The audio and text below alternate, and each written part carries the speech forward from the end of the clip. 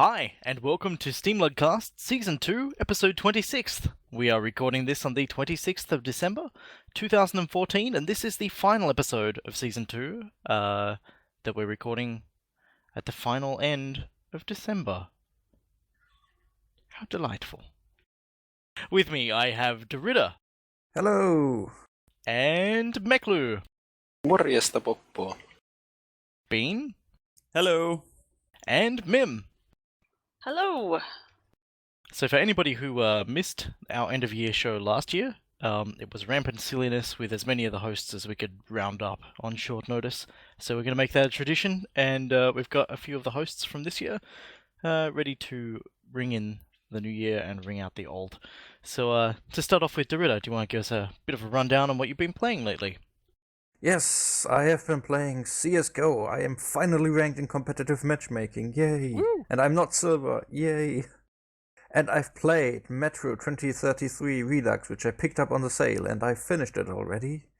And I must say, it's a good remake, but that game had some serious design flaws back when it already came out, that a faithful remake does not fix. But still fun, if you're looking for single-player first-person shooters on Linux. I look for faithful bug reproductions on Linux. Yeah, have faith in your bugs, and your bugs will have faith in you. And I've also been playing the release version of Neo Scavenger, which has been a lot of fun. They have made it impossible for players to pick out that completely overpowered, strong melee tough build that would just run through beast and man alike, and now it's a lot harder, and it has a lot more content. You even get to find crocs, and you don't know if that's a reward for scavenging or a punishment. Crocs, did you say? Footwear? Yes. Yeah, these rubber shoes. Wow. I've also played a bit of Natural Selection 2, which finally has its ages-old shoot crashy bug on Linux fixed. So this might be entering our rotation for events again if people are keen. And you should personally check out if it runs well for you and report back in the chat if you want to see it then. I've also been playing the latest Unstable Starbound update, which will enter the actual stable version in January, and is probably going to be an event around the end of January. So if you want to check out what's in there, and which is a lot, you can already opt into the Unstable branch and play. And last but not least, the Binding of Isaac Rebirth, which I don't remember being quite as hard as it seems to be. So, who's next? Mim, what have you been playing? I've been playing a little bit of Dead Island since that came out on Linux, which is I didn't intend to play, but that somehow happened. Did I play a little bit with you, Derrida? Yes. So that's as cheesy and kind of weird as always. I just started playing Sword and Sorcery a few days ago. Thought I'd just jump really late on that bandwagon. Yeah, so fun times.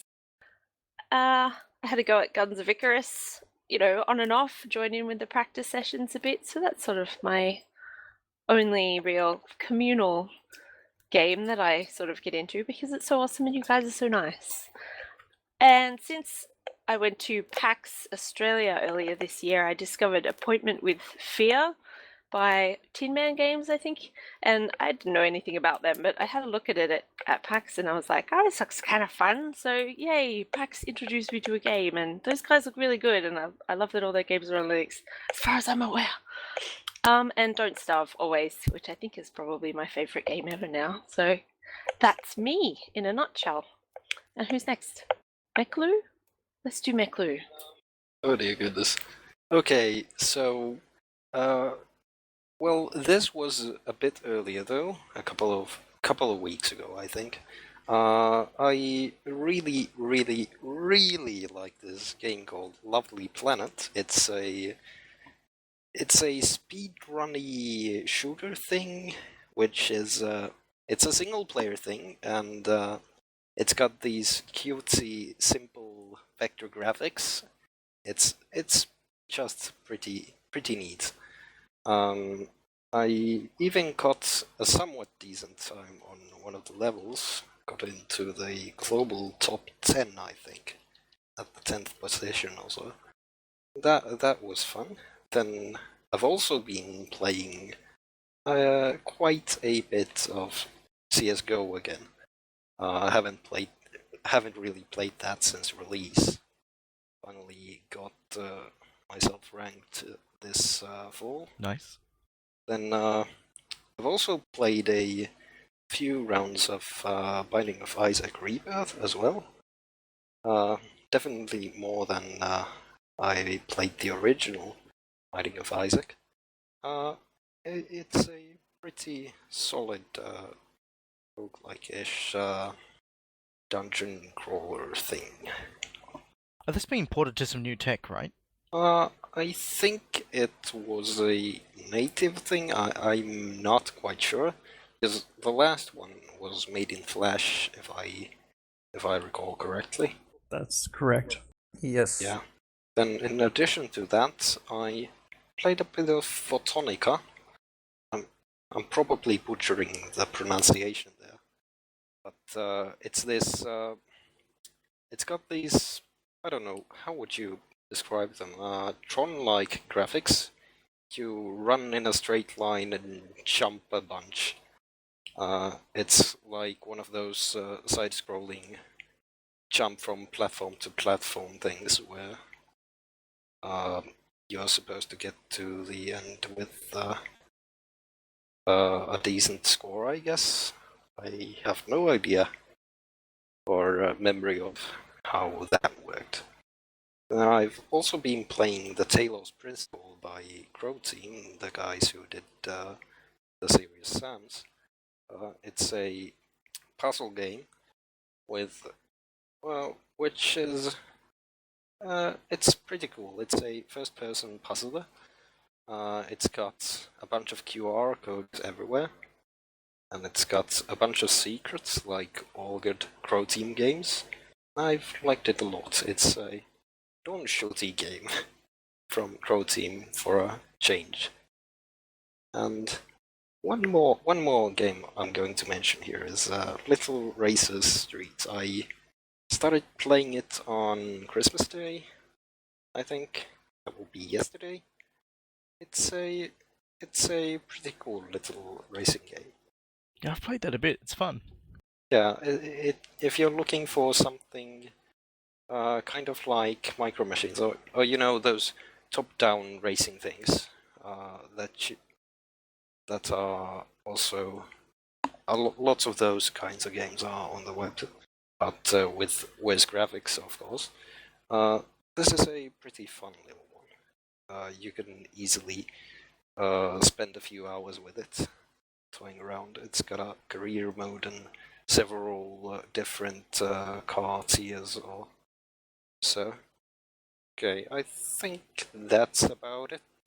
Or no, wait, I'm entirely skipping Bean here. Oh no, I'm a horrible person. It's okay. Bean, go on ahead. No problem. Let's see. So, Borderlands, the pre-sequel. Anybody on my friends list knows it's pretty much all I play. Played a little Guns of Icarus online during the practice session. On a little outside of the practice sessions. That is by far quickly becoming my favorite game. Played some Binding of Isaac Rebirth. And I kind of agree with Dorita. I don't remember it being quite as hard. But I think part of that is when you're playing at like 4 frames a second, it's really easy to dodge incoming projectiles. So now that it's actually native and not running in Flash, it runs a lot faster than it ever did. I've always got time for Beat Hazard. Played a little Costume Quest 2. It's one of those games you just have to be in the right frame of mind to play it. It's just Costume Quest all over again. Played a little bit of Democracy 3. Some Little Racer Street, which really it's one of those budget titles that maybe I just had such low expectations going in, but it's actually a lot more fun than I expected it to be. Picked up Cosmocoria because who doesn't want to play a naked farmer with a jetpack shooting off aliens planting seeds? You have to play video games for that? No, but that sounds a bit off, but do go on. Well, I mean, seriously, it's a naked farmer with a jetpack.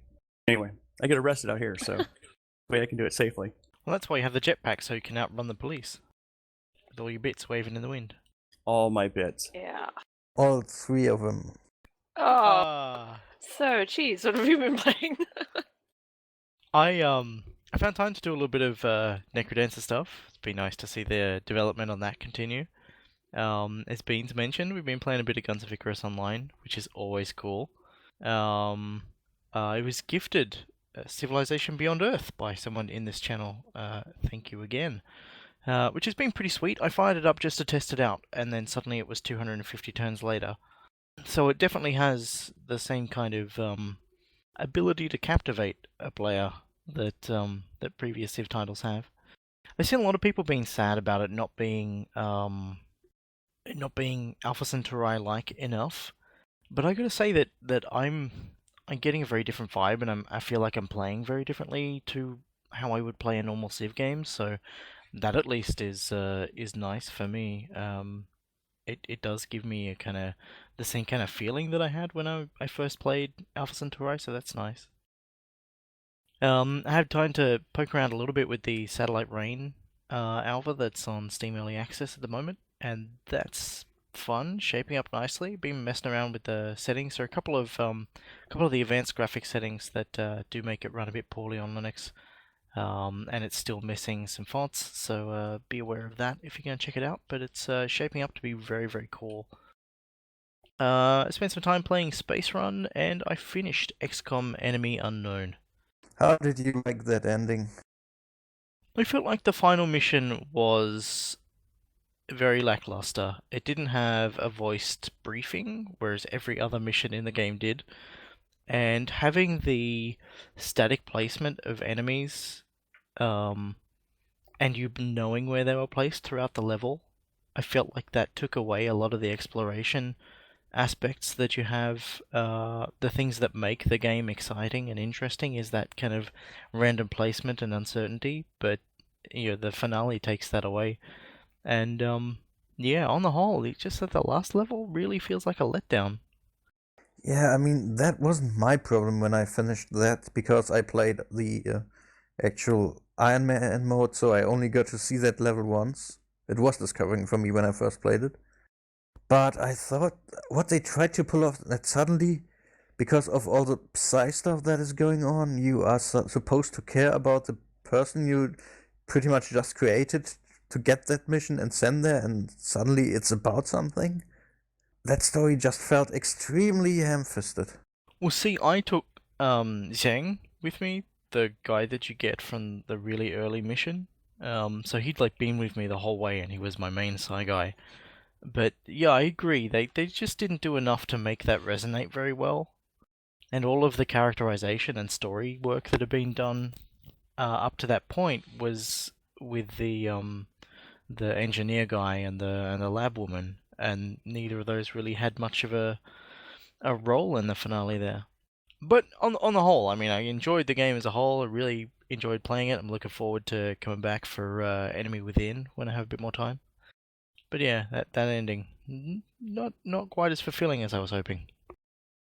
Is that everyone? That was everyone. Everyone that's actually here.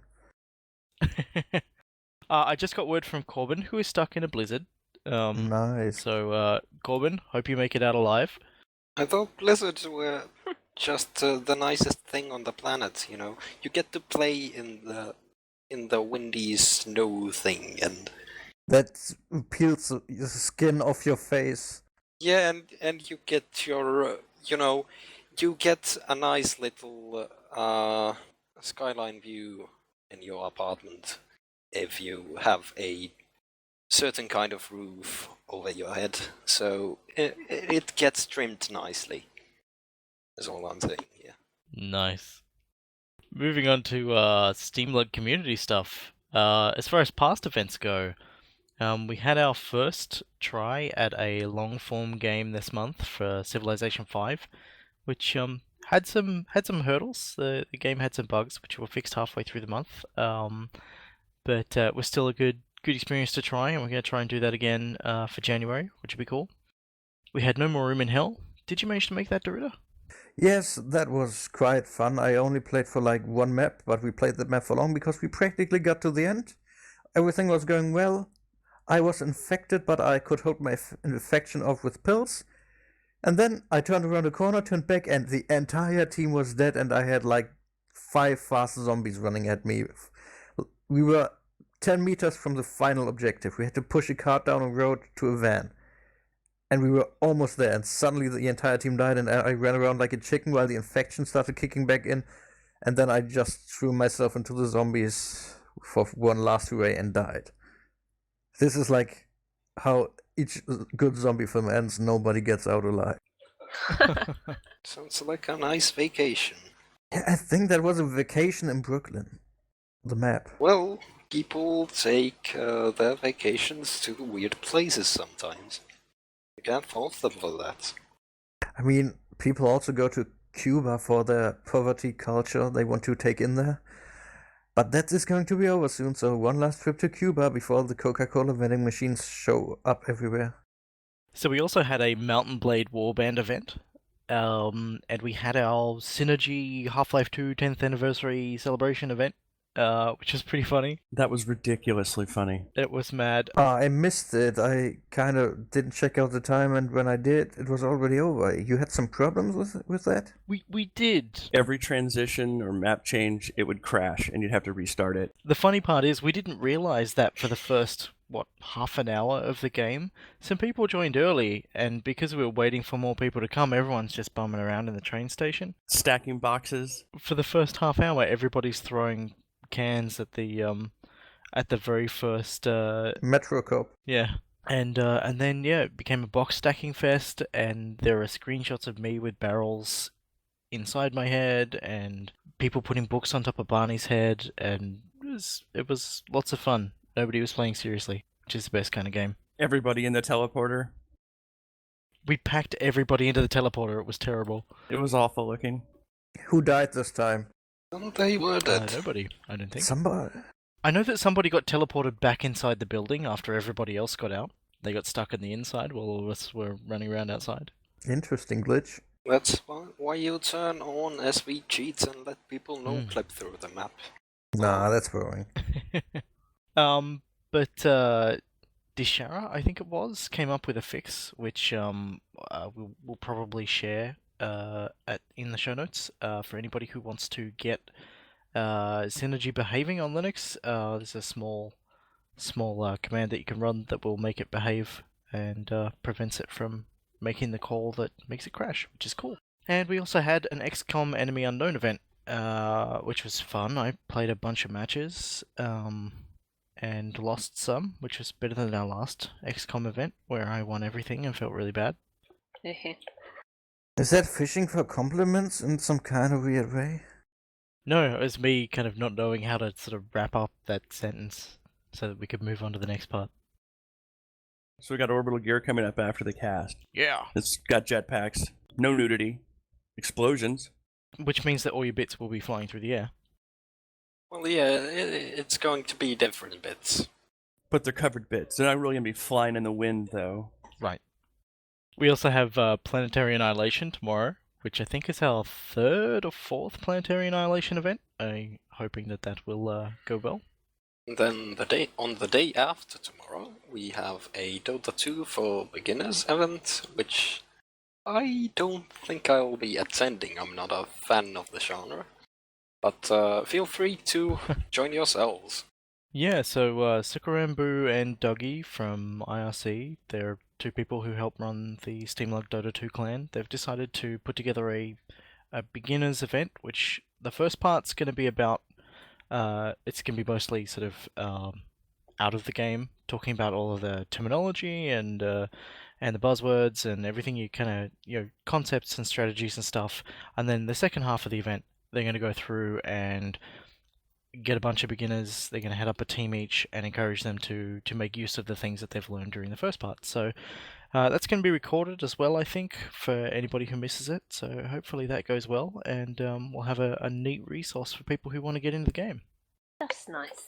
Yeah. And January events are still to be scheduled. If you have any suggestion, let us know in the IRC, in the forum thread linked. We will take them into consideration, but we have also teased a few events, like, I guess Starbound is pretty solid. Yeah. Or is anyone opposed to Starbound? He will be banned from the group and Earth, and has to live with the Mars people. That sounds like a fair deal. Yeah, so feel free to throw things in our event suggestions thread. Keep your eye out for the January events. It should all be fun. I just got a message from John, relayed by Rake here, who sends his warm regards. Warm regards from John. Enough to keep you alive in even the coldest blizzard. Maybe. Aww. Well, they're only warm regards. Yeah, lukewarm regard. Steaming hot regards. Oh yeah. Steamy regards. Steamy regards is going to be my new signature. Can you get that as a legal name in Australia? Is that easy to change? Steamy regards. I'm not sure whether your name review board would approve of that name then. When you think about the certain restrictions on your media there. But well, as the chat says, there's only one way to find out. It's very true. So other community stuff that we've got going on. Kay has put together a guide for people who are new to Linux and want to work out where they can hunt up information and learn more about the operating system that they're using, and perhaps look for help if they need to look for something outside of the SteamLUG community forums or our IRC channel and stuff.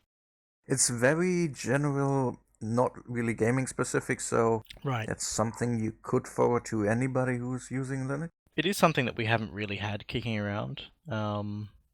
So it is a nice resource to have there, and nice to point people towards communities, other communities outside of ours that that people might be interested in getting involved with as well. Okay, Norbert, just add that to the bot as a help command.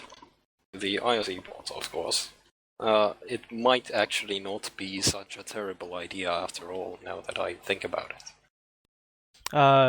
Grinskatze has put together a TF2 manpower server. Say that again.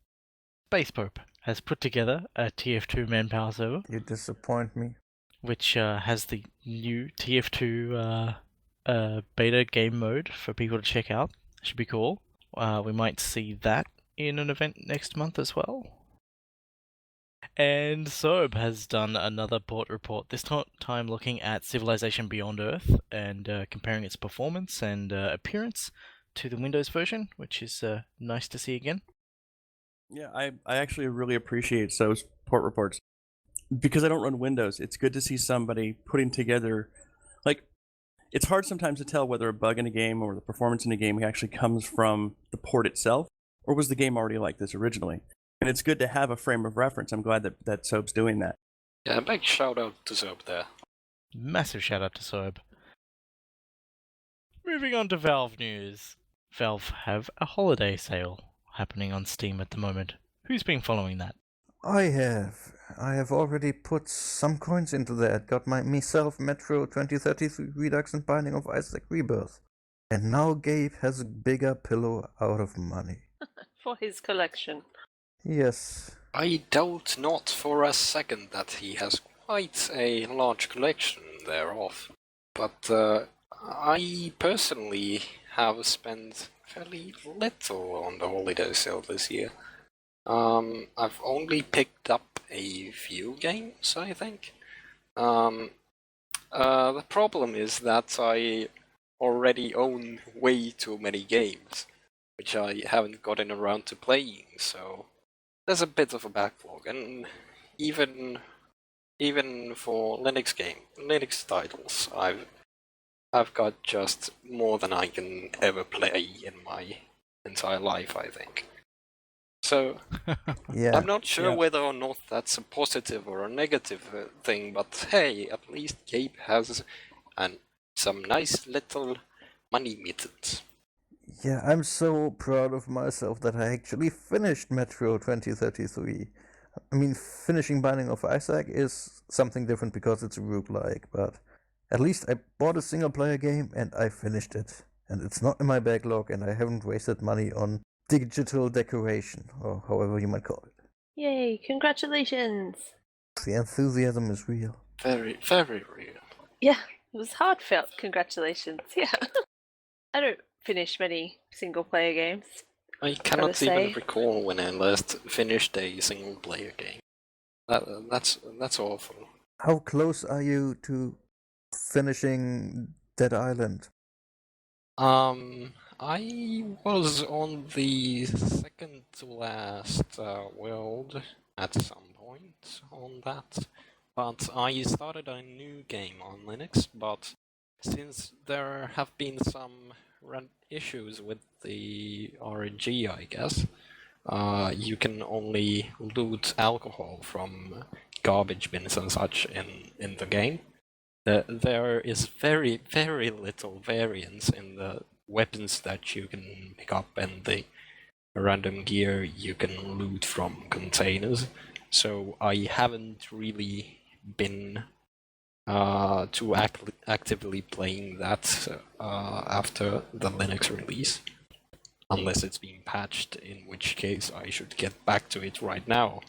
But hey, who knows? No, they haven't patched it yet, but Yeah. there is like some stuff going on its Linux depot on SteamDB. That's plausible progress in the future. I did play it through with one character all the way through when it was in wine. Yeah, Which was kind of terrible. It ran really badly. I don't know how I finished it. yeah, it was rather awful when I tried to run it in wine at some point. I guess it would be better with the command stream multi-threading patches, but I haven't tried that out. Oh, but you don't need to now because we have Linux. Yay! Yay! Yay! Thanks, guys. Thank you to Virtual Programming or whoever it was that did the port and didn't use a wrapper this time. It was internal, I think.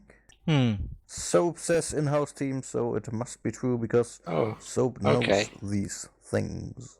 Soap knows all, Soap knows all the things. even the ones which you yourself do not know.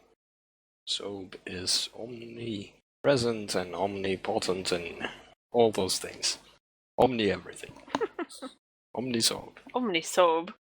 Moving on from the cell, Ralph has introduced region locking for quite a number of territories. It's not like the classic region locking some publishers could enable. It's for all games from certain territories like Russia, CIS, and some South American territories or Southeast Asian territories to avoid currency conversion fraud. I guess this goes mostly in the direction of key resellers buying a bunch of Russian keys and telling the customers to use VPN to redeem these keys. It's certainly an interesting change. And one that has hit both people in those regions and traders who abuse those regions that I know. Yes, that's the thing. You can have an internet without oceans and borders or regional pricing. Pick one, not both. Right. I like the one without borders. I wish we could get there, so that at least we knew we were all paying the same. Gamers without borders. Well, the thing is, unfortunately, we have these things called laws, and they vary by region in all areas of our daily lives. Those have some rather drastic differences across the globe. So it's kind of a minefield when you look at it from a legal perspective. Kind of sucks, though. That's why they have all those clauses saying that everything takes, has jurisdiction within their state. But then you have countries that don't recognize that. Yay! Regulating the internet or herding cats. Speaking of herding cats, Valve laid down the ban hammer recently. Yes, the biggest VAC ban wave in CSGO history has come, and people are losing accounts. Even double-digit accounts, which are rather expensive for some reason, because people look at the Steam IDs of things for no good reason, apart from the fact that, hey, it looks fancy. Yeah, but this is nice. It seems like VAC is now able to, at least on Windows, detect some kernel-level cheats, which it would normally have no access to. And people have been feeling safe with those cheats, and apparently also cheated on main accounts that are 10 or 11 years old and hold around $20,000 or so worth of in-game items if you would cash them out in the market. And these items are now glued to their account. They can no longer be traded or gifted or put into the market. It's gone for good. There was also this thing that if you cheated on another account and then proceeded to use your main account on the same machine with the cheats off, you could even then get VAC banned for some reason. If you have I assume this would be if you had cheat files on your machine there. Yeah, people are asking if VAC even works on Linux. I would assume yes, because it has the same facilities where it can check if something isn't right with the binaries, and it's covering. I mean, it doesn't need any more specific rights than it already has on Windows. This is not something that can't be done on Linux. And it also took quite a long time for CSGO to come onto Linux, so I guess that might have been due to preparing Valve's anti-cheat to work on Linux or to work a bit better there. This is just pure speculation, though. Still, it will be interesting to see what kind of impact this has longer term on the community and what this means, in terms of a broader strategy. I've seen people speculating that perhaps it may be to do with CSGO launching on new platforms that might bring in a new wave of players. And that cleaning things up in preparation for that could be the reason behind this. Or just giving everybody a nice end-of-year present. Nonetheless, I think it's a positive thing to happen. Yeah, and on related news, on today's sale there is Counter-Strike Global Offensive for 50% off. Go get it now if you like getting shot at. Also, cheaters can get their new Smurf accounts. Yeah, it's what Expo was just saying, is that, easy dollars from people. Yeah, when you ban a bunch of accounts and they get banned, they make new accounts and buy new copies of CSGO. It's a lot of easy money for Valve. But if you add to that the recent changes they made to how unranked players can play in competitive game modes, where they have to go on a cooldown after the first 2 wins, or every 2 wins until they are actually assigned a rank, so they can't just... Smurf accounts can't just blast through competitive matchmaking and annoy people forever. It will take time. The thing is, they can now do something... they can do this in bulk, so they can get multiple accounts, multiple Smurf accounts, and then Smurf on several different accounts at the same time. So when they get their 2 daily wins on one account, they can move on to the next. And I don't know, that seems a bit odd to me. That means even more money for Gaben. Gaben gets more money. Yeah, yes. It makes no sense to me why anyone would want to do that, but hey, whatever floats your boat. Maybe they don't enjoy getting shot at. That could be the case. Who doesn't enjoy that? Tech news.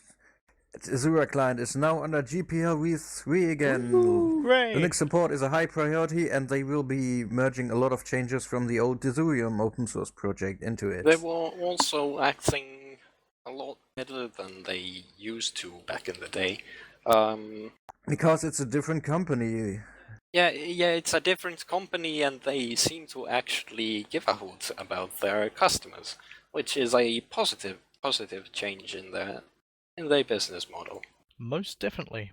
So we might actually see some more interesting things off that platform, and a more viable, even to some degree, some competition in the digital redistribution space. So that's always a positive thing. So on a related note, I saw a tweet earlier today, which seemed to suggest that Linux support for the official Desiro client is likely to be coming today. The person making the tweet seemed a little bit uncertain, but yeah, if it's that close, or at least within the next week or so, that's a lot faster than I was expecting to see it. Well, if it doesn't crash as often as the old one did, then hey, I'm all for it. Because I recall the initial release as being really, really unstable. It would crash 3 times when you were installing a game, and it was an awful experience from a user's point of view. The community developers working on the Desirium project, which was meant to be the new upstream for the official client, we'd managed to stabilize a lot of stuff, but we could never actually got around to getting the official client updated before Linden bought Desiro and then imposed a license change and sort of took a lot of momentum out of the project, and a bunch of contributors were unhappy and weren't willing to sign CLAs and stuff, so they effectively dropped Linux support from the client because they didn't want to merge everything or recreate stuff. Yeah, so yeah, to see all that changed back and Linux support now being a priority again, that's definitely very nice to see. Hey, maybe we can even see a client of Second Life, as Linden Labs is the developer of that. So Linden Lab were the previous owners, and the current owners are now Bad Juju Games, I think it is. Yeah, so it was bought again recently. Exactly. Oh, I haven't heard of this change. Okay, yeah, then in that case, everyone get the hype down again. No hype for you. Yeah, it was Linden who imposed the license change and yeah, had everything sort of seem to stagnate a bit when they were in charge. Everyone go whine out. Go say bad things at Linden Labs. Yeah, I was about to. They only managed to really mess up the web design and make it less readable than it was before, and They also managed to smash up their community as well. good job, Linden Labs. You know how to do your stuff. You had cyberspace in your hands, and everybody remembers you for some silly, silly porn. Oh dear goodness. Right. General gaming news. Right here. TF2 has had another update. This time, it's the big Smizmas update, which is their end of year thing. This update includes a beta of a new game mode, which I mentioned earlier, which is this sort of power-up oriented thing, which includes grappling hooks. Who doesn't like grappling hooks? No answers. Awfully quiet again, so everyone loves grappling hooks. I sure love grappling hooks. I haven't gotten around to actually playing the new game mode, but I think I should go see what the thing's all about at some point in the future. Yeah, I'm hoping to have a chance to mess around with it pretty soon. I've just been a little bit too busy to check it out over the past couple of days. But it should be cool. Also a bunch of new weapons and a few other bits and pieces as well. And Distance, the racing game, the futuristic one with the flying cars and such, is now on Steam Early Access, and it's also got the Linux versions there. So that's something to keep your eyes on. Yeah, it's sweet.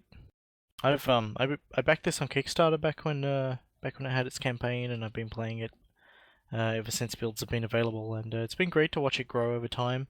Really excited to see where they take the single player adventure mode stuff.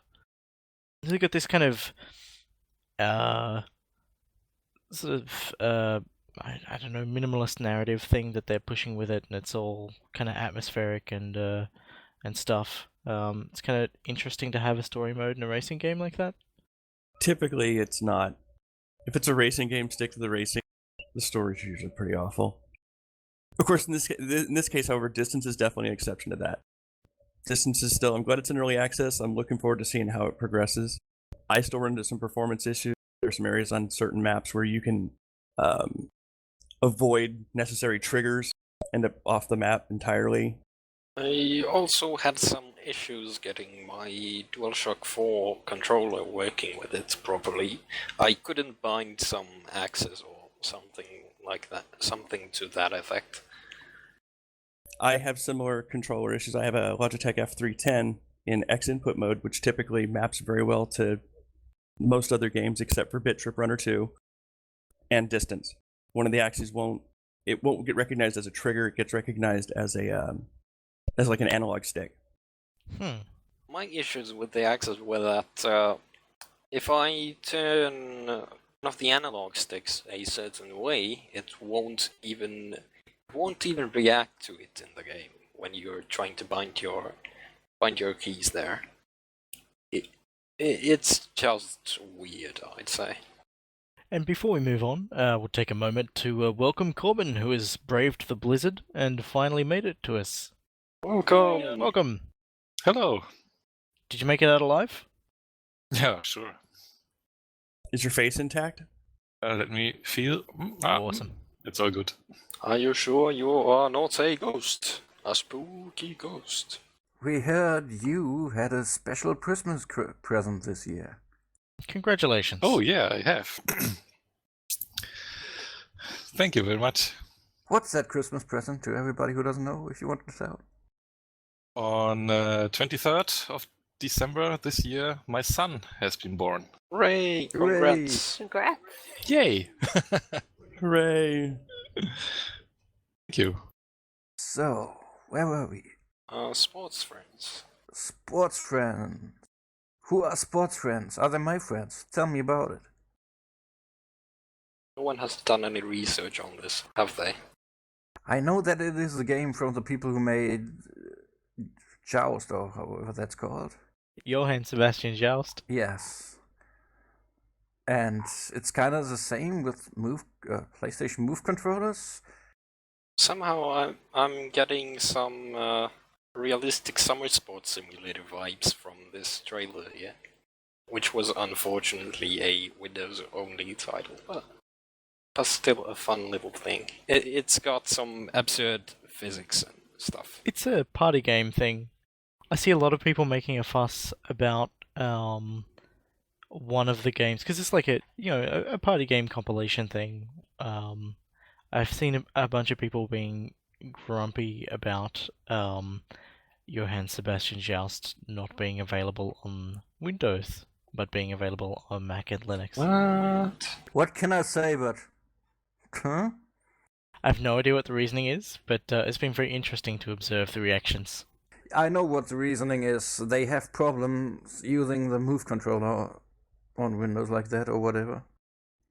Because of some driver issues, and it doesn't let them do what they want to do. Yes, exactly what Goldmage said. Bluetooth on Windows is messed up for the Move controllers. It doesn't want to work right. That's what you get for using Windows. Grumpy. Unfortunate for the users, but if you can't do it, then you can't do it. Oh, and Soap has a quote from one of the Sports Friends developers. And yep, IMO, the Linux version of JS is Joust, is now the definitive one. So yes, we got definitive version. Yay! At last! A single definitive edition of a game. As it should be. We're part of things. OpenMW has had its 0.34 release. So for those not in the know, OpenMW is an open source remake of the engine of Morrowind, an Elder Scrolls game. It's this RPG, and you can look it up somewhere. Well, if you are still confused about this explanation. But yes, it's got a new release, and they've fixed and added a bunch of things, I think. Yes. They have a fairly nice lengthy changelog. They're talking about 1.0 being very close behind. But the nice thing that this will allow, not just for Linux users, but for Windows users as well, is to have Morrowind running on something that's not a Gamebryo crash fest. Yes. Now do the same for all the for Fallout 3, Fallout New Vegas, Oblivion, and Skyrim, because that's also a game viewer crash fest. That might take a few years. Possibly around the time Half-Life 3 gets released, we'll have an open Skyrim or something like that. Skyrim's physics break horribly when you go over 60 frames per second. I won't go into the technicalities here because... Yes. Yes. Because yes. Yeah, there's also apparently a thing in Dark Souls on PC where if you unlock the FPS from 30 to 60, your weapons break twice as fast, because we don't know how to program this stuff. Seems to happen a lot especially in console titles, that thing. Interesting. GamingOnLinux.com are launching their first Game of the Year awards and are accepting nominations at the moment for anybody who's interested. I suggest that everybody should hold off on nominating things and just vote for another world when voting opens. Wait, so which one do you want? You want us to hold off or vote for another world? Hold off on nominations so that there isn't a bigger pool, and then just vote for another world. Manipulative. Cheese is manipulative. Bad cheese. It's alright. I know that I'm going to be the only person who votes for it. It's cool. I understand. That's how these things work. Maybe you can get Ixchilus to vote for it as well.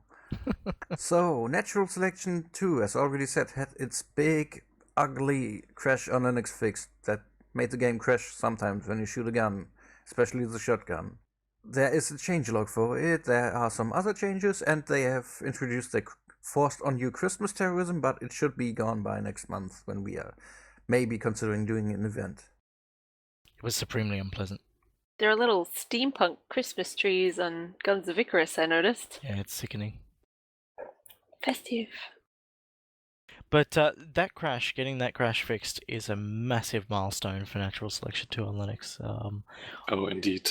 And it wasn't the original developers, it hardly was a community development team who has actually implemented it, but it seems to be we have one community member who pretty much dragged their face to where the issue actually was by going through the Lua files himself, which is amazing. Like, it took some guy slapping them over the head a lot to find out what caused this issue. But it's fixed now. At least my game purchase isn't worthless anymore. I can play it again. It helped if you let other people shoot first. Then the crash wasn't as likely as if you shoot first. I think it had something to do with sounds or with loading sounds. I don't know. Did they mention the reason why it crashed?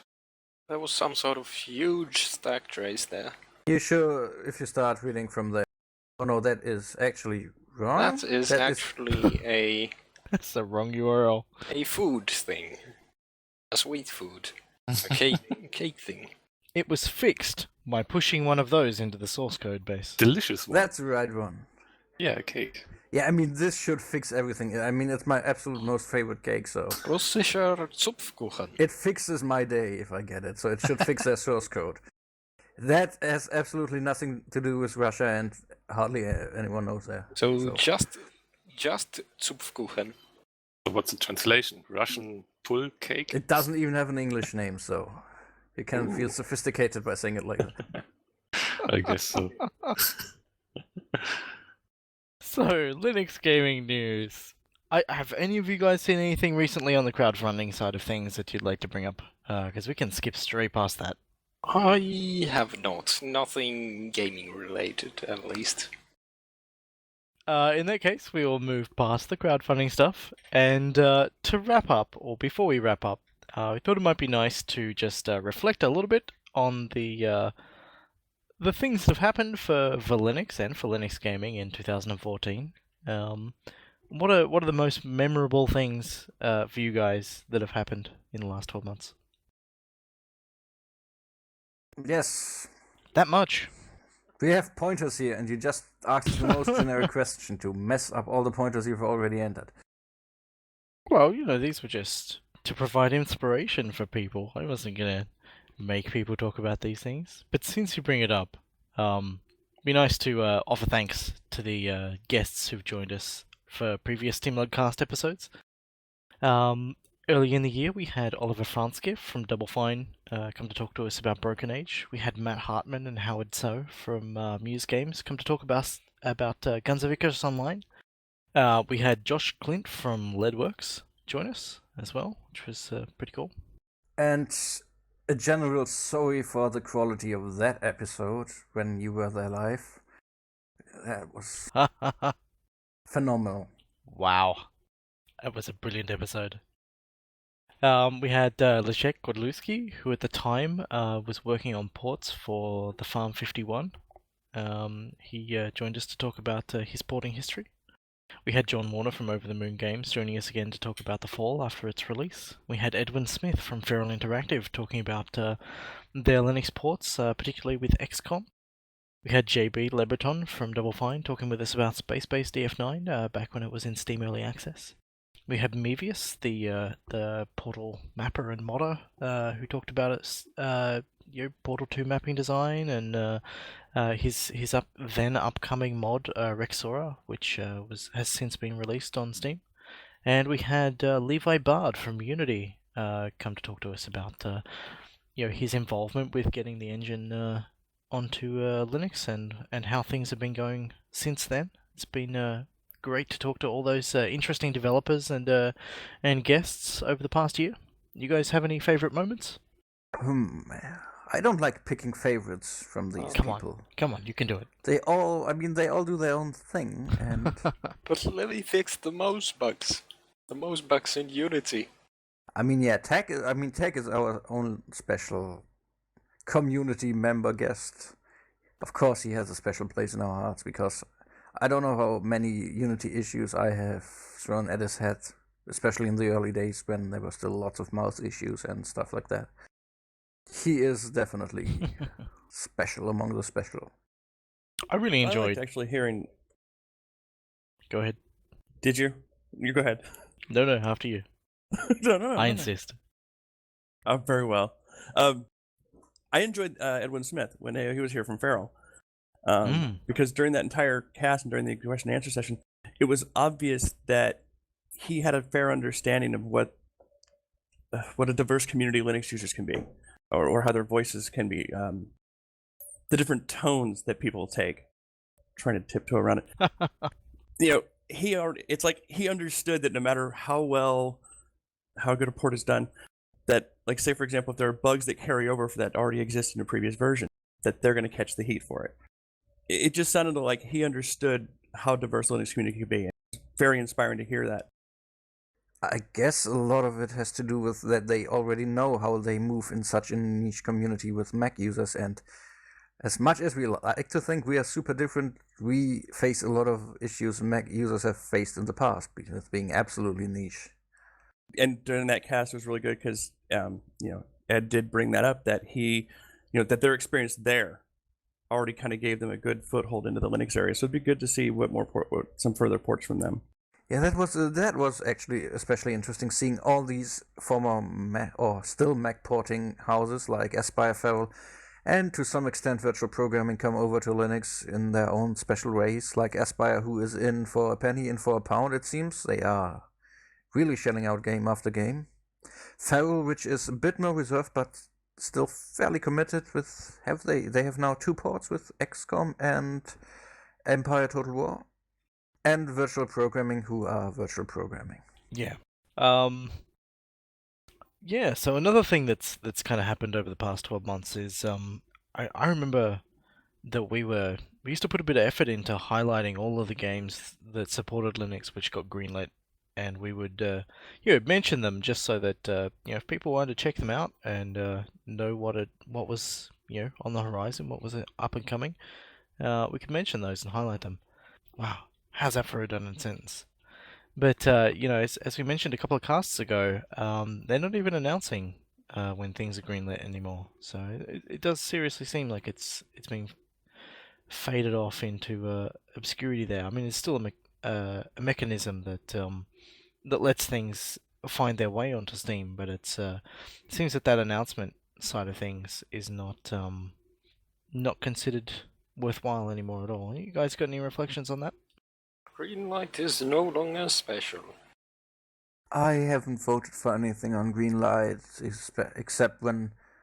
I mean, I used to intentionally go there for drive-by traffic and vote some stuff, but I am not doing it anymore. I couldn't care less. I just think it's really interesting that they've decided to not give prominence to things that have come out the other end of the process. And I guess on many levels it makes sense to, if you are going to highlight them when they go live on the store, rather than, say, yay, they made it, and then it could be another 6 months before you actually can buy and play the game. We had Valve launching Counter-Strike Go and Portal 2 on Linux this year. I think it's only been those two titles, if I remember correctly. Yeah, but Yep. in that same regard, that has disappointed me a bit, because Portal 2 has still not lost its beta tag, and CSGO is still not seeing any more special updates geared towards Linux issues, which still exist. There are a lot of Linux bugs in CSGO right now. For example, if you download one of your competitive matches and try to view your highlights, well, it'll just play the demo as a demo. It won't do the automatic highlight reel thing. It'll just play the demo as is. And it has some more serious issues, like crashing when you give that silly Scaleform UI an input it can't handle. Like, there's some choice wheel and you give it a 6 and there's no choice on the 6, it crashes. Or if you play for prolonged periods, you might just at some point suddenly have performance degradation, which renders the game nearly unplayable, uses a lot of CPU, and you get no FPS out of it anymore. And if you play that in competitive matches and have the grave misfortune of having that happen to you, then that means you restart, and because they don't have a pause function like Dota 2 in competitive matches, that means your team will be without you for that time. So yeah. So we also saw the launch of Valve's Steam Dev Days conference thing, which is kind of interesting to see stuff come out of that. Yeah, we're still kind of awaiting the fruits of that event there. But yes, it's happened. So yeah, but the surprising thing here is that they haven't announced new dev days for next year, which should have happened by now when they plan the same time slot. Yeah, I was expecting to see that announced again, but yeah, like you say, interesting. Yeah, Steam Machine releases. Nothing happening this year was most surprising for this year. Delays, no gamepads, no large announcements, just pretty much everything is going to happen next year, probably around GDC, the March time area. So yeah, as a review for this year, there's nothing to talk about except some silly revisions to the controller. And Alienware releasing a not branded Steam Machine. But it's Alienware, so nobody cares for the hardware anyway if you have half an idea of what you should be buying for your gaming PC. We had some community contributions merged into SteamOS via the oldie SteamOS project, which is kind of neat to see. Indeed, that's what the whole Linuxy open source communism is there for. And something else that happened this year as well was GOG launching Linux support. In a very low-tone, underwhelming fashion, in my personal opinion. I still don't go there often because I can't even figure out what is new just to Linux. I can only hope that the new game that is released is also on Linux, because if a Node game just suddenly gets a Linux build, there's no way to tell. Well, all I know is that I have a supported copy of Sam & Max Hit the Road on Linux, and that's exciting to me. That is hugely cool. I bought Flatout 2 there. It's Linux support. Yeah. And works quite flawless. Better than my own patched Wine version. Drims accurately state that it is the same problem on Steam, that we can't tell which game just got a Linux-only release, but there we have SteamDB, so SteamDB fixes that, and if there's anything like it for GOG, I would like to see it. Well, it's nice to have, but it's no substitute for vendor-provided stuff. Here, here. Oh, that would be nice. Maybe they will do something like that with their Galaxy client. I mean, Steam does that, where they sometimes announce just released Linux builds for this game, but only for the bigger ones that actually can afford to get a promotional pop-up window in the client, or even a storefront banner. We already mentioned that Desira was sold again this year, which hopefully will herald some positive change there. But that was an interesting thing to see happen this year. Just kind of the shape of other stores and their attitudes and priorities towards Linux. I mean, that ties into Humble having a proportional decline in Linux support as well. I am also miffed at them, but I wouldn't even call that a decline because it's just that their Linux support didn't grow with their overall growth. It's a proportional decline. Damn statistics. But yeah, it's been disappointing for a lot of people. Yeah, I don't know. I mean, I recently got an email that they made 50 million for charity, and you now have an idea of how much they made for their own pockets, which will be a lot more than that. I can guarantee it. Because of all the sales where they only give a fraction to charity, like their store sales and widget sales. They all do give to charity, but only a fraction. And I guess this is where Humble makes the bulk of their money now, because they are a well-respected, righteously so, storefront now. They've snuck their way into it, out of nowhere, into a pretty solid spotlight. And that means everybody who works at Bundle from the founding crew is now a multi-millionaire, probably.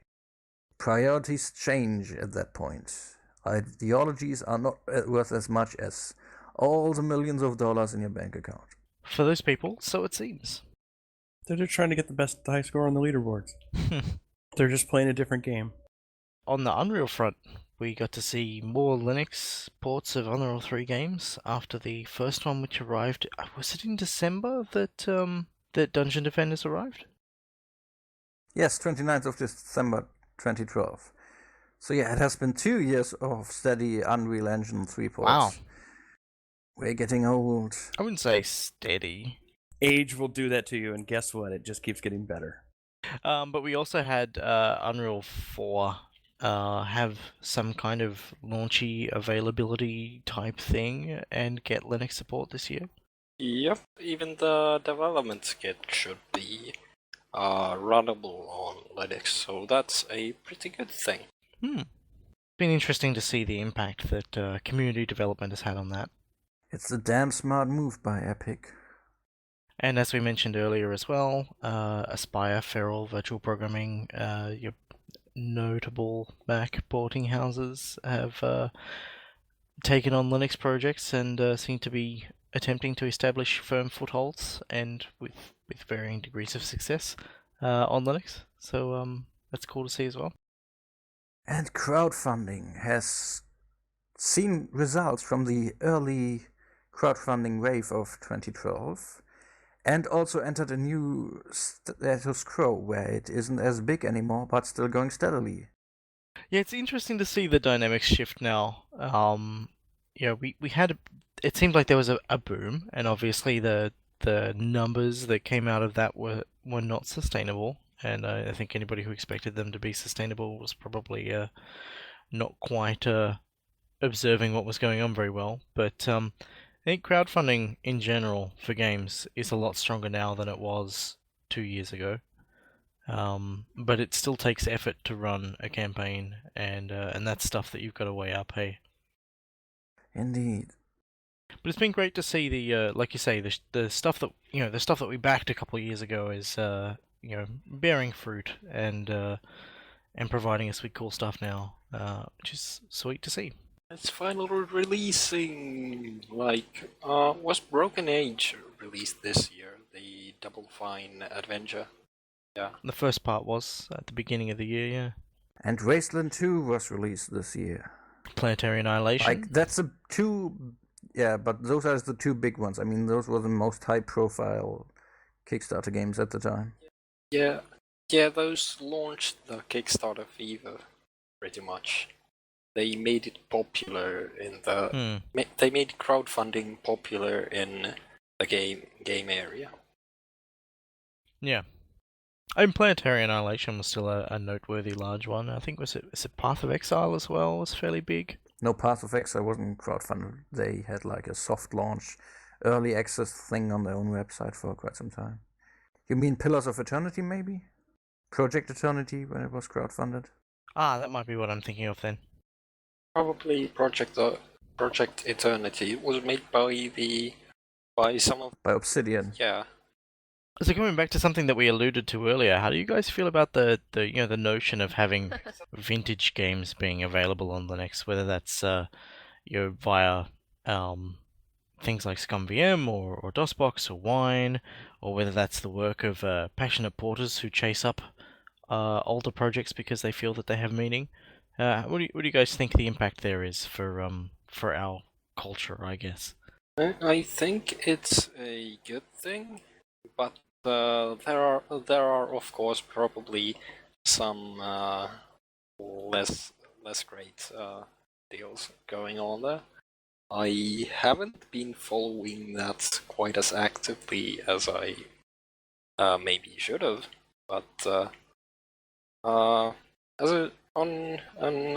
a conceptual level, I like the fact that those are getting some ports or are being shipped with shims or something to that effect.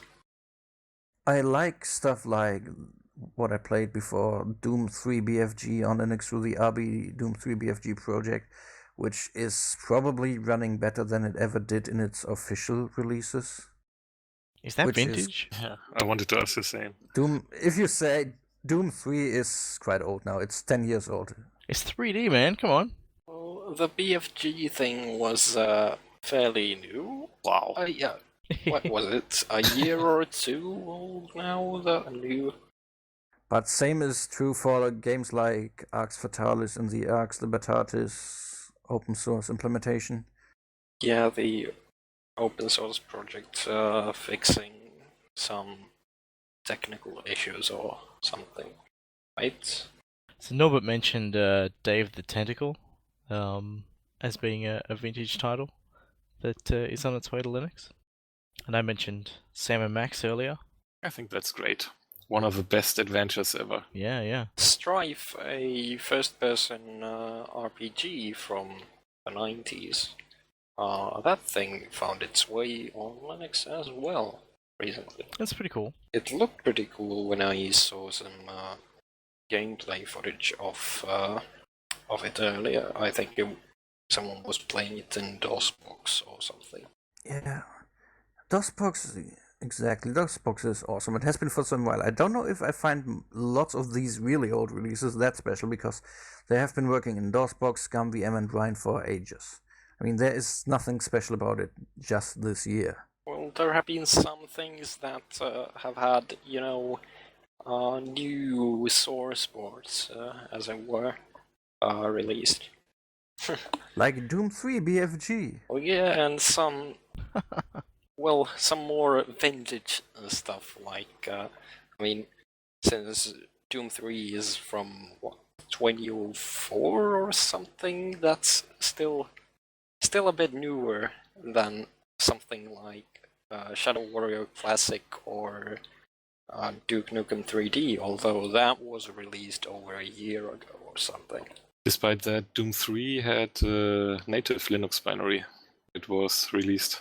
Yeah, because id Software didn't put any of those on Steam at any point. Could have something to do with the ZeniMax purchase as well, affecting their policy. The point for discussion I was hoping to raise was like, is this opening the door to let people see bits of gaming history and stuff that that Linux users might otherwise not be exposed to? Oh, definitely. It shows the way to the door that has already been open for years and all the wise people knew about, but it's more accessible now because of the places like GOG and even Steam with more retro releases that are already supported, where you don't have to tinker one bit yourself.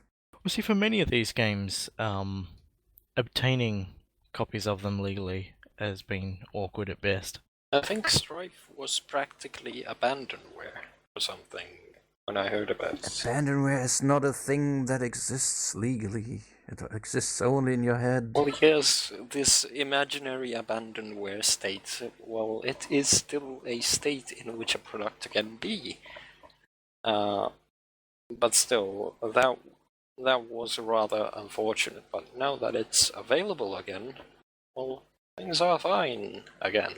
All is good in the world, and the flowers are blooming, and oh right, it's winter in the northern hemisphere.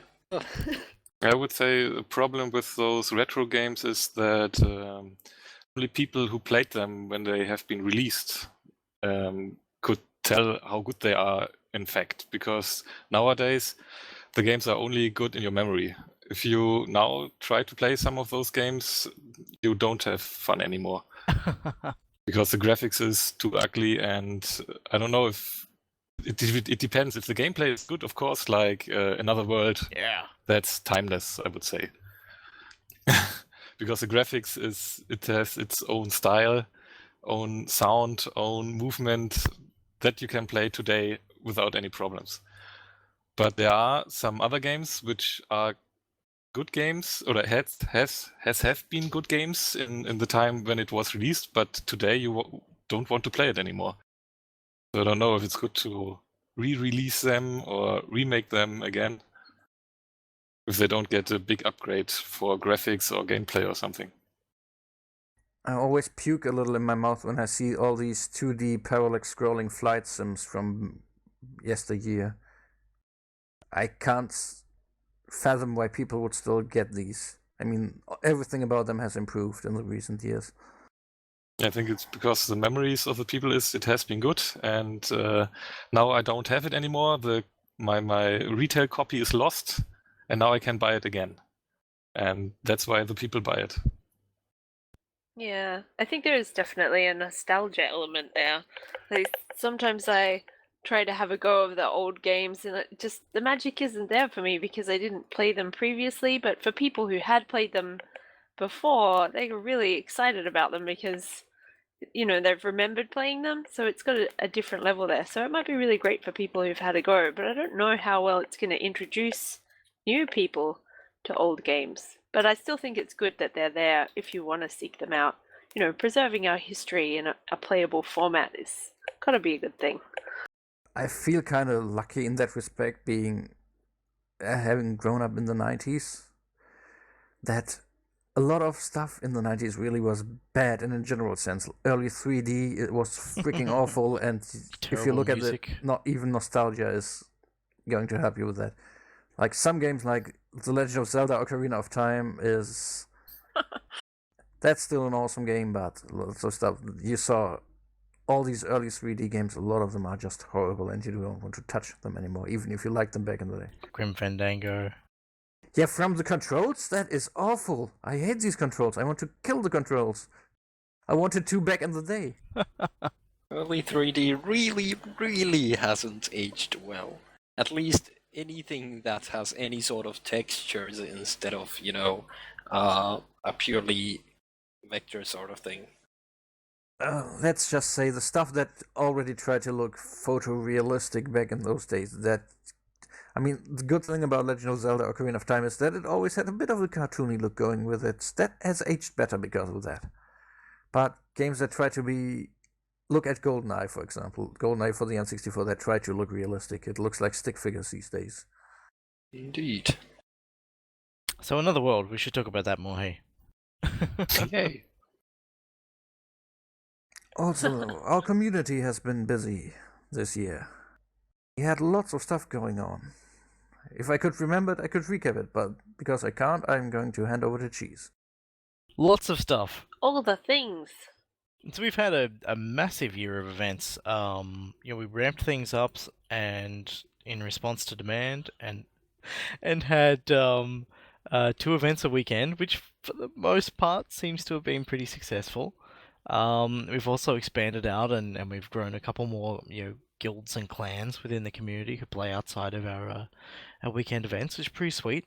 We've had a few community members participating in multiple game jams, which has been nice. We're starting to see, I don't have a comprehensive list here, but I'd love to put one together. People who are streaming and putting videos up to YouTube and stuff of things that they're up to, and people writing about Linux stuff, like Soap does, and all that sort of stuff is fantastic. I love to see that. And the 7-day FPS game. The 7-day FPS game that has manifested. Yeah, that's fantastic as well. Still hoping to see a bit more forward progress on that, but it's been great to see people come together to make stuff. It's always exciting to see. I enjoyed the Portal 2 mapping challenge a lot. That was cool. Yeah, I'd like to see us do that kind of semi-regularly, like either annually or twice a year or something, and just make it a regular thing. I think it'd be pretty cool. I think one of the best things was to see other people play your maps. And now with the new Steam streaming feature, it will be even more easy to watch other people play your maps, your things. And so again, reflecting on 2014, how about we go around and your favorite game that either you played this year or was released this year? Maybe starting with Corbin.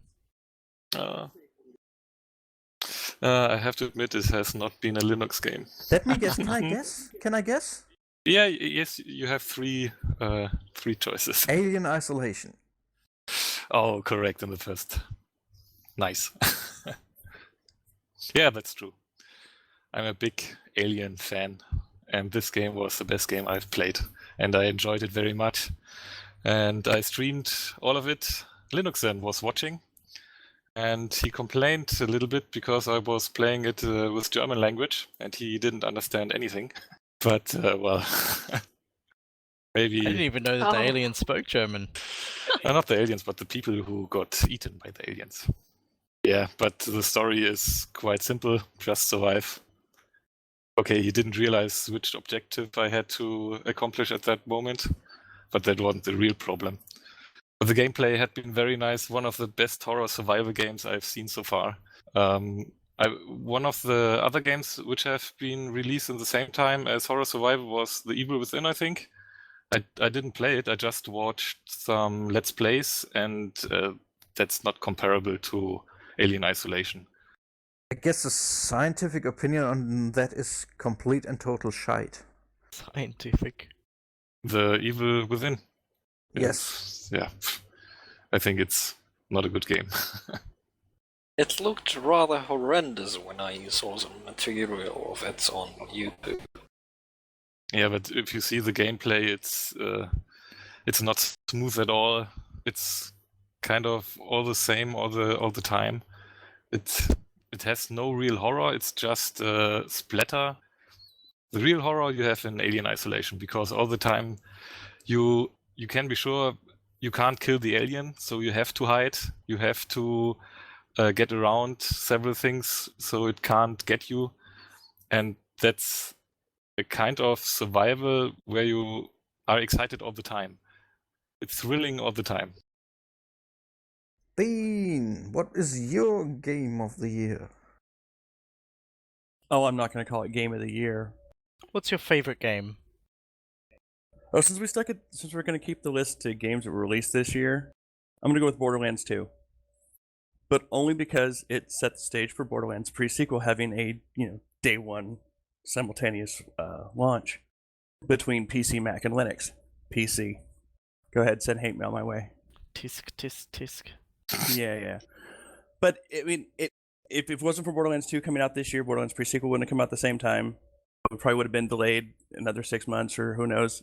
It's kind of like what was Beyond Earth was 2 months. Yeah, I don't know. But yeah. So I like the fact that we had actually a big, I'm not sure how to put this, big a AAA title to come out, just day one release for Linux. I think was a big thing. Yeah, it was really nice to see. Yeah, though to put a dampener on that, that AAA title was, even though it was released this year and quite late this year, was not on the new console, so it's like the smaller brother AAA title. Meklu. But if it wasn't that, I mean, Oh, sorry. Go ahead. no, I was just gonna say if it wasn't that, I mean, the game that I would have picked, of course, would be Guns of Icarus Online. I think that game needs more players. It didn't come out this year though. So if anybody listening to the Did it? cast, please come out. Did for me. Hey. But yeah, that game is fantastic. So yeah, Maclu. Oh dear goodness. Well, I think that I might actually be overlooking half a dozen games right now, but I'm going to go with Lovely Planet for this one. It's utterly lovely. Nice. Especially if you hate fun like I do. In that case, it's going to be tremendously amazing of an experience for you. Because, I mean, I've heard a lot of people on the internet complain about it being rather difficult at times.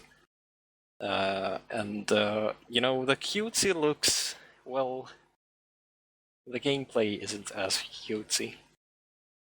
You are going to suffer a lot.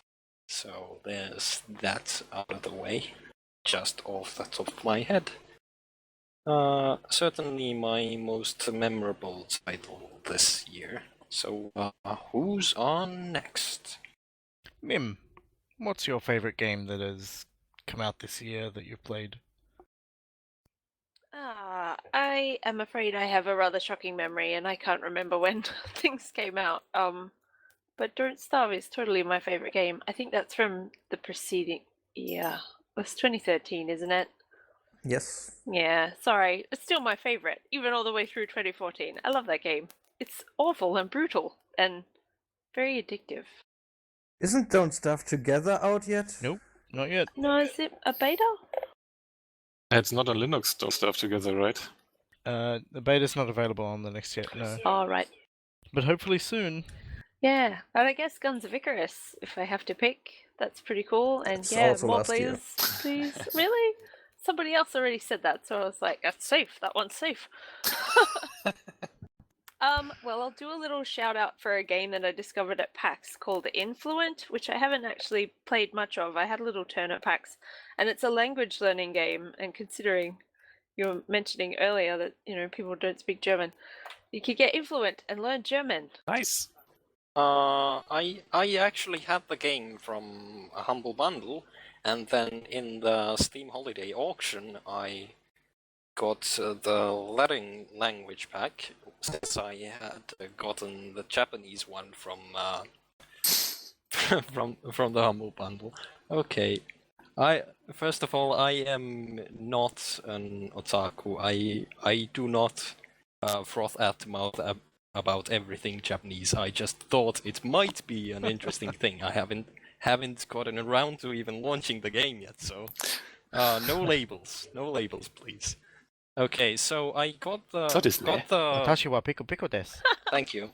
I got the Latin language pack from the holiday auction, and it turns out it was the game package. It had both the game and the DLC, and I couldn't add it to my inventory. How horrid. Oh yeah. Yeah, but I think I may have gotten that fixed since I contacted Steam support.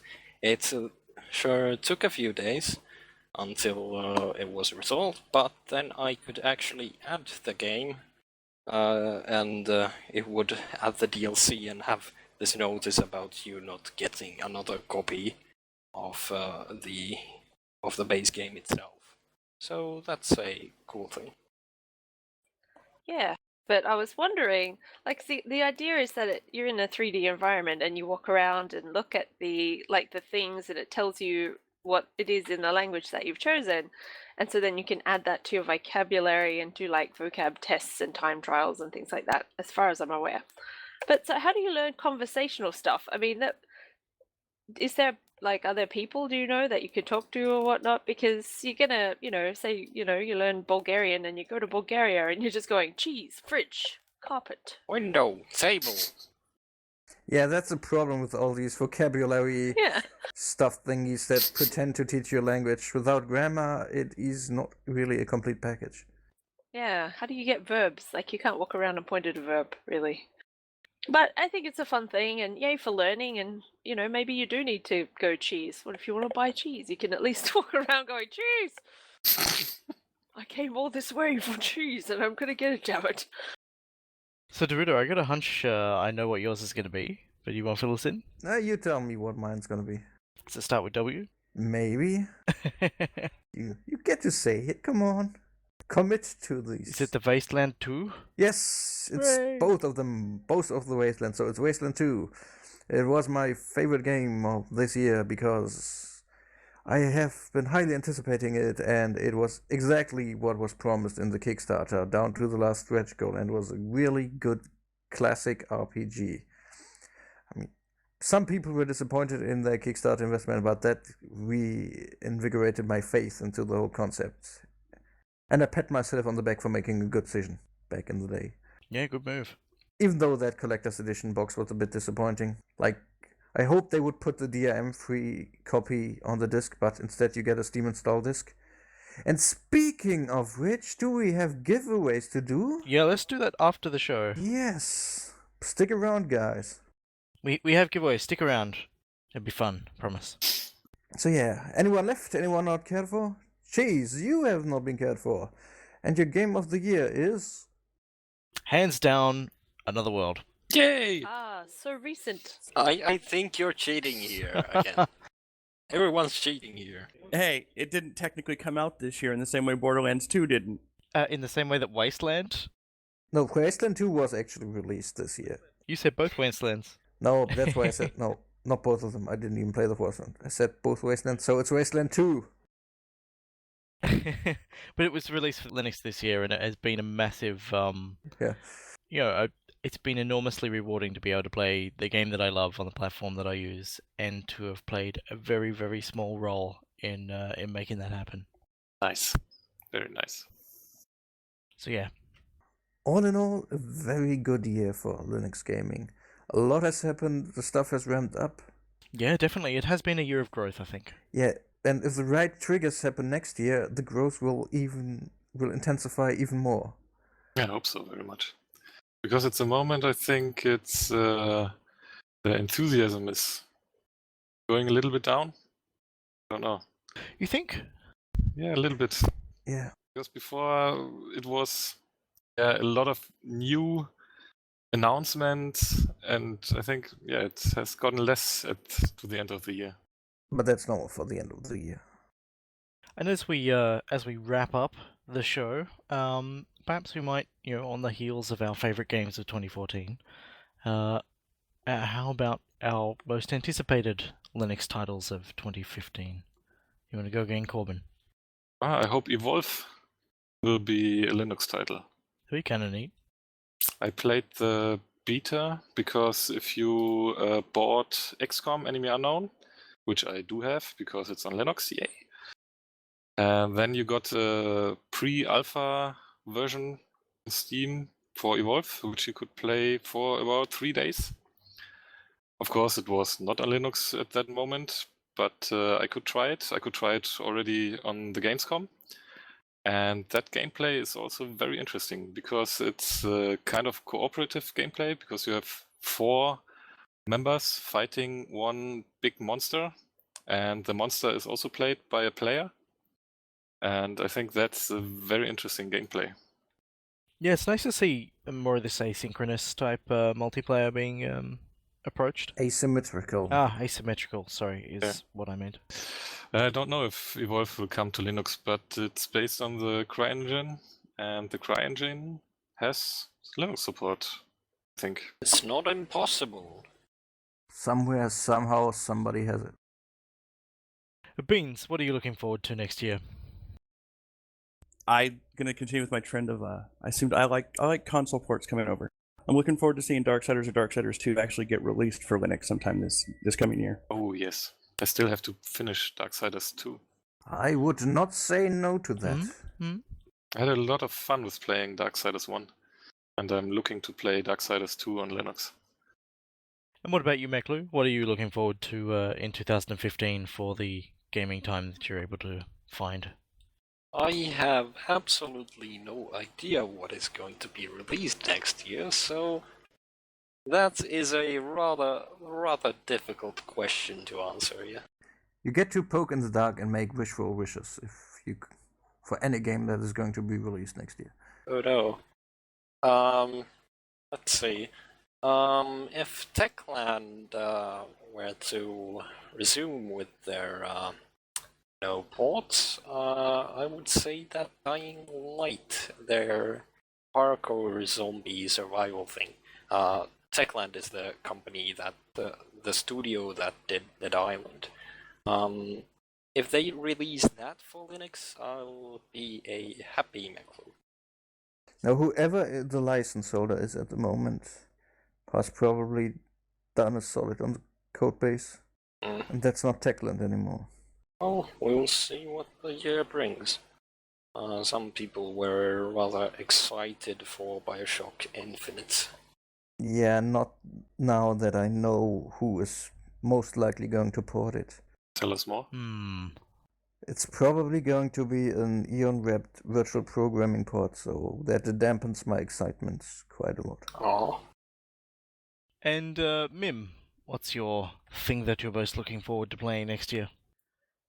If there's any chance that there might be some Star Citizen for us, that would be pretty awesome. Do you know if there's any chance of that happening? Yeah, well, fingers crossed. That'd be cool. A year is a long time frame. Wasn't Linux support a stretch goal for Star Citizen? No. Oh. No. But it's something that they've expressed interest in doing. And when I spoke with Chris Roberts at PAX Australia earlier this year, he said that the game itself is running on Linux as part of the server side stuff, and it's really only the renderer that they're waiting on to get running on Linux. Yeah, but in that case, let's hope that Elite Dangerous will also be ported to Linux. That, in my opinion, looks even better than Star Citizen. Yeah, I found an article about David Braben, that's the developer, right? Sure. He said that it's a matter of sales, I think, because on Windows a lot more people are buying it, and on Linux, yeah, well, nobody's buying it because the version doesn't exist. So that logic again. Yeah, but he is interested, so maybe fingers crossed. I would also buy it. Yeah. Well, let's hope he jumps the ship there. That's the wrong idiom there. Oh no. But still, it would be pretty great to see that on Linux. I've heard some pretty great things about it. A very good thing would be a Linux port and Oculus Rift support for Linux for that game. Definitely agree with that. I think that would be awesome. Okay, anyone else? We had a late response from John about these his favorite games of 2014. He said that Counter-Strike Go, Battle Block Theater, Minecraft, which I don't think was released this year, and It's under new license, isn't it? Okay. he says that the winner for him is definitely Borderlands 2, with a hat tip to Euro Truck Simulator 2. So that's pretty cool. But Dorita, what are you looking forward to that's on the horizon? Most definitely The Witcher 3 is at the absolute undisputed top of my list, and it's one of the games that still has a realistic chance of actually being on Linux at one point or another. Ah, yes, that one. Oh, they said it will be released not on Linux, but on SteamOS. So. Oh, can I mention one more thing? I just remembered I backed this thing. Sure. Kingdom Come Deliverance. Oh, very good. That's something I completely forgot the existence of, which is hopefully going to release next year. I'm really looking forward to that one. The new Homefront game that's also in CryEngine is I hope they aren't changing it too much because the demos from E3 looked so good before it got sold off, and it's in Deep Silver's hands, so a Linux version is realistic, and I want that. It looked really interesting and different and good. So yeah, there was also another game I have probably forgotten now. But yeah, there's a lot of stuff in the pipelines I'm eager to see. More of my Kickstarter games like Pillars of Eternity and Torment Tides of Numenera, those should also release. Also, the next parts of games that are ongoing is exciting. Like the final part of Broken Age, that's very exciting. I can't wait for that. And what's that other one? Kentucky Route Zero, which is just taking forever. A bit more of that would be nice. Hasn't that been released already? That's why I don't buy these games. It's episodic. Earlier episodes have been released, so that's why I don't buy these games until they are complete. Ah, okay. Yeah. Yeah, normally I don't, but yeah, sometimes they're just too exciting. I feel Kentucky Route Zero is better for having that gap in there. I feel that enhances the experience. It just builds up hype and such, and then Well, it gives you a chance to reflect on stuff that's happened when, if you had the game in front of you as a whole thing, you would just plow on. You wouldn't stop to think about things. yeah, fair enough. Oh, I don't know. I'm not cheating in the sword and sorcery. That's gonna make you wait a month. That's surely long enough. I'm cool with a month. Is that game actually going to make you wait a month in real time? Yes, it's got a mechanic. That pretentious hipster piece of absolute. No, it gives you a door so you can like change the phases of the moon if you want to. But I was like, no, I'll just wait. When we're talking episodic, I again remembered this point-and-click adventure game thing with a funky, jazzy soundtrack. The Journey Down? The Journey Down, yes. Oh, yeah. Its second chapter was released this year. The first one was released in 2012, I think, around the time that the Steam client for Linux showed up. Well, I think that the very first version of the first episode was around a bit longer than that. Well, yeah, but the HD version, the HD Steam release, that was in 2012.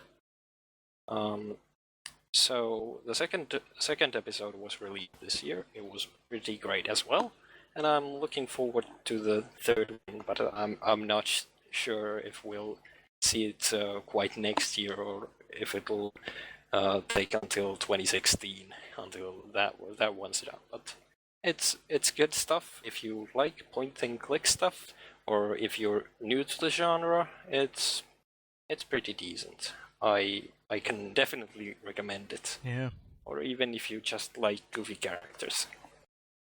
There are a couple of rough edges in some of the art, but it is incredibly charming, and it's been a joy to be involved with that to a small extent, to assist with testing and give them feedback on stuff.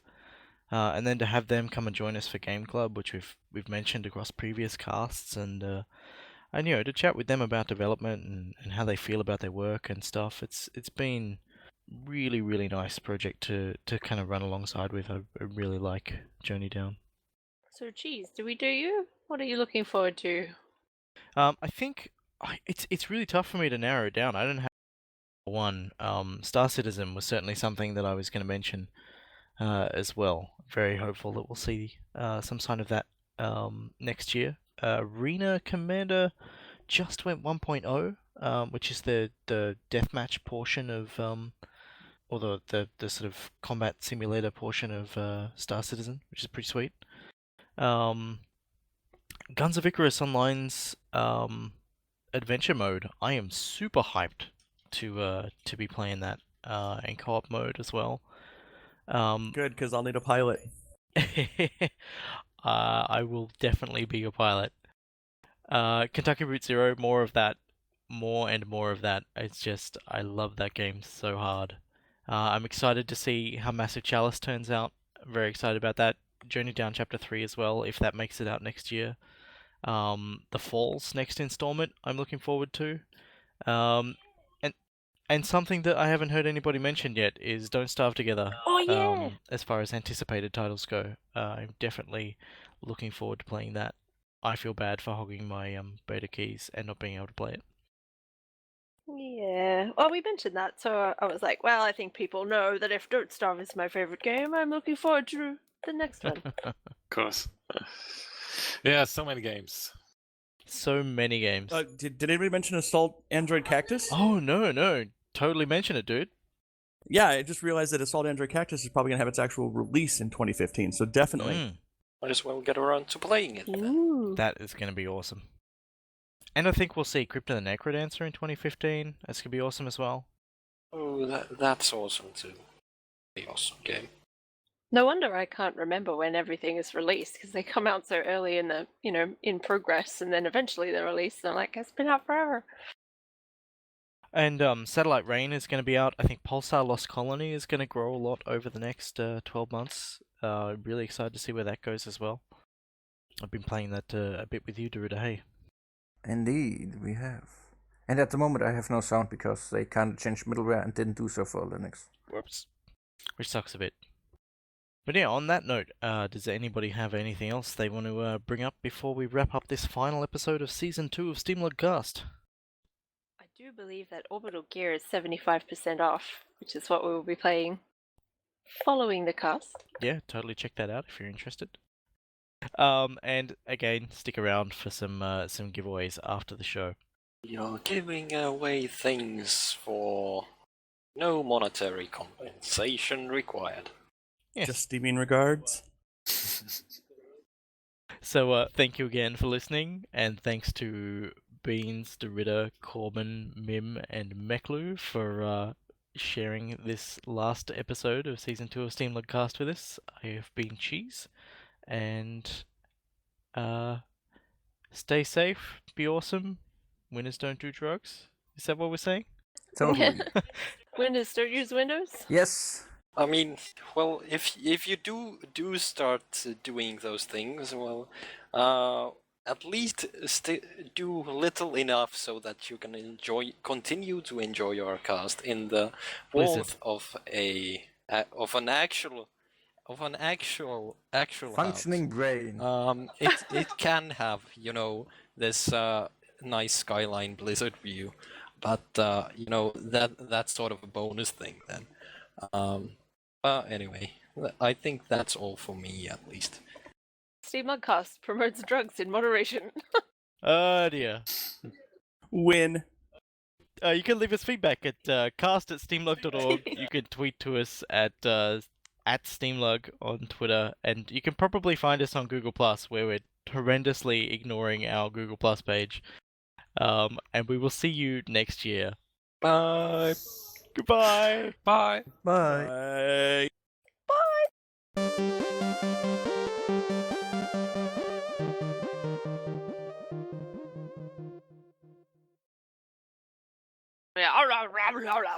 SteamLUG Cast.